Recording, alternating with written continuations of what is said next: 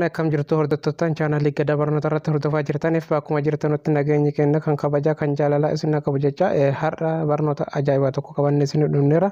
Barnootichi afaanota addunyaa kana gubbaa jiran karaa salphaadhaa akkaataa itti hiikkannuu fi karaa ittiin barreessuu dandeenyu keessa karaa appilikeeshinii ajaa'ibaa tokko qabannee isin dhufneera jechuudha.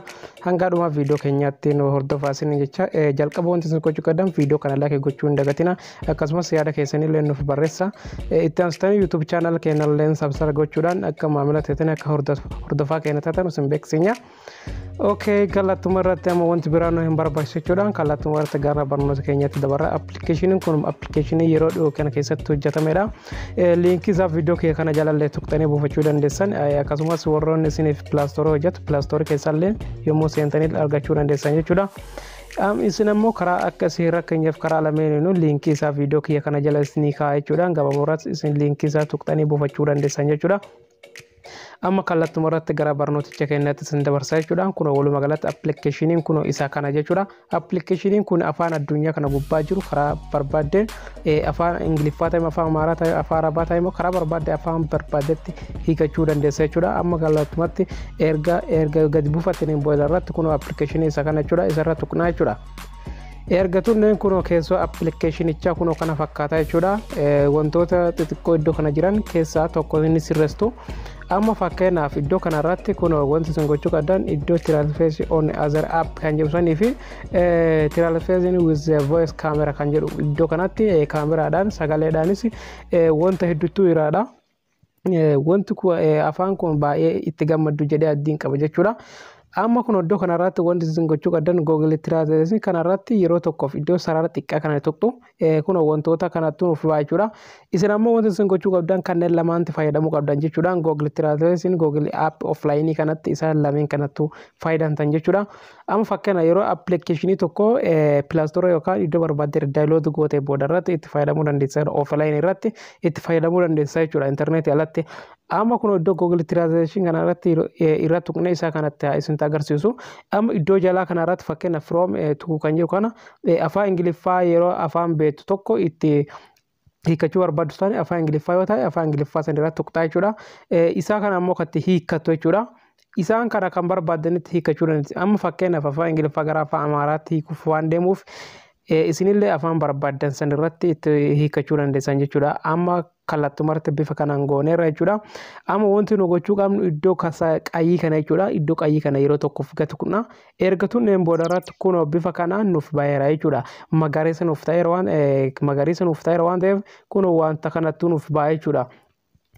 Amma erga haala kanaan kun nuuf baay'een booda irratti jechuudha afaan barbaanne afaan Ingiliffaa gara afaan Amaarifaatti hiikachuu dandeenya. Afaan Ingiliffaa gara afaan Arabaatti hiikachuu dandeenya. Afaan Arabaa gara afaan Ingiliffaa gara afaan Amaaraatti hiikachuu dandeenya jechuudha.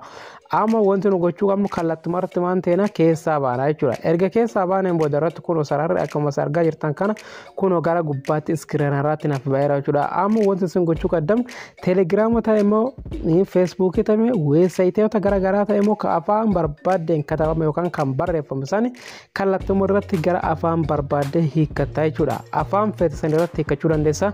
Anama feesbuukii keessa seenee isin taa'aa mul'isuuti. Erga feesbuukii keessa seeneen booda irratti bifa kanaan kun amma feesbuuka keessa seeneera jechuudha. BBC'n kun amma fakkeenyaaf afaan Ingiliffaatiin yookaan oduu nuuf kenneera waan ta'eef isaa kana ammoo gabaabumatti maal gochuu qaba waa yaada isaa gara afaan Amaaraatti hiikee isin agarsiisa. Amma kun bifa kana wanti godhu sarara xiqqaa kana akkuma hangafa isin jedhe iskiriina gubbaarra nuuf baay'eera waan ta'eef iddoo san irratti sararachuu barbaadan san geessanii wanti isin gochuu qabda amma fakkeenyaaf kallattumarratti inni sarartuu jechuudha. Erga sarartaniin booda irratti kun amma erga gootanii yeroo tokkoof gadi irratti tuqxu erga tuqxaniin kun bifa haaraan nuuf gurraacha jechuudha. Amma irra sarartan jechuudha. Erga sarartaniin booda bifa kanaan kun gadi fiddanii iddoo fakkeenyaaf afaan hiikachuu barbaadan sararratti gootan jechuudha. kun bifa kana amma nuuf baay'ee jechuudha. Amma kun translationaaf gochaa jira jechuudha. Kun bifa kana amma afaan Ingiliffaa gara afaan Amaaraatti hiikadheera jechuudha. Bifa wal fakkaatuun afaan sagaleen yoo dhageeffachuu barbaadan kun bifa sagalee sanillee iddoo san tuttanii kaatanii gara sagaleellee dubbii yoo dhageessan taate gara dubbiitti hiikachuu dandeessan jechuudha. Bifa kana hiikachuu dandeessan jechuudhaan daawwattootaan ta'e bifa kana appilikeeshinii baay'ee bareedaa itti fayyadamaa isiniin jecha kallattii irratti kun kan nuuf gargaaru jechuudha. Kallattii irratti sin dabarsa. Amma eega Facebook irraa bifa amma isin mul'ise kanaan xumurtaniin booda keessaa baatanii gara appilikeeshiniitti achi deebitu jechuudha. Erga deebitaniin booda irratti akka duraan isiniin jedhetti fakkeenya sagaleedhaanis kaameraalleen ta'uu danda'a. Kadabdee barreessuu dandeessa. Amma bifa kanaan kunoo amma haala kanaan iddoo kana seentu jechuudha. Fakkeenya translate with voice and the camera kan jedhu san irratti tuqxu jechuudha. Kana yoo feetan iddoo kana balleessuu dandeessu. Erga haala kanaan kun iddoo kanarratti tuqxaniin booda irratti fakkeenya gubbaa kanarratti barreeffama barbaadan barreessuu dandeessan jechuudha. Afaan barbaadan san inni barreessitu fakkeenyaaf ammaan kat ka jedhuuti. Katedha. Okay, amma gara afaan Amaaraatti hiikachuu waan deemuuf translation godha jechuudha.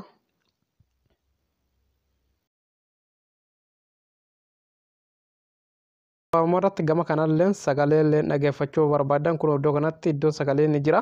Sagaleen dhageeffachuu dandeessan jechuudhaan bifa kanaan afaanota barbaadan kadaddanii barreeffachuu dandeessan jechuudhaan bifa barreeffamaalleen karaa kanaan fayyadamuu dandeessan jechuudha. Hayyee kabajamtoota daawwattootaan kenna barnoota keenya guyyaa addaa qabannee dhufne kana fakkaata. Please viidiyoo kiyya kanallee like gochuu hin dagatina akkasumas yaada keessanillee nuuf eeruu hin dagatina. Hanga barnoota biraatiin walitti deebinu turtiin keessan wajjin haa ta'u jecha turtii gaarii isiniin jecha galatooma.